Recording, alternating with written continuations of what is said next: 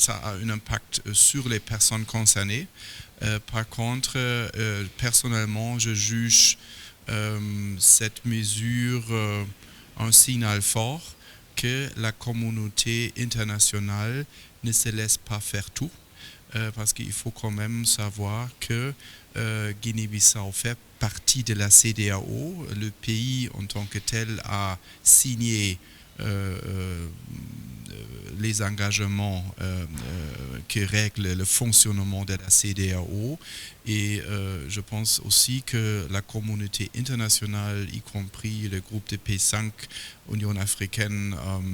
la CEDEAO a montré beaucoup de patience avec les politiciens, et je pense que ça c'est un signal fort.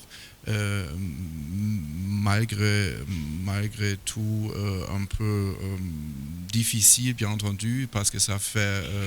là, ça rend les gens mal à l'aise qui sont concernés, mais je pense que c'est dans les circonstances où on se trouve, à la veille d'une prolongation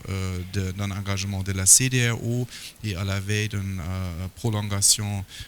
des activités des Nations Unies, je pense que ça c'est un signal fort et nécessaire. Au-delà de ces sanctions-là, pour vous, quelles sont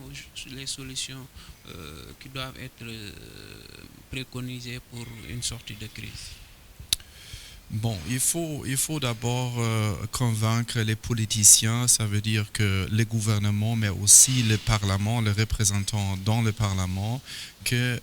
à la fin de la journée, c'est mieux pour eux-mêmes personnellement, mais surtout pour la population, qu'une sortie de la crise va et doit bénéficier tout le monde, parce que comme notre expert professeur Cardoso a dit dans son propos, il y a vraiment le risque, si la situation traîne encore pour beaucoup plus de temps,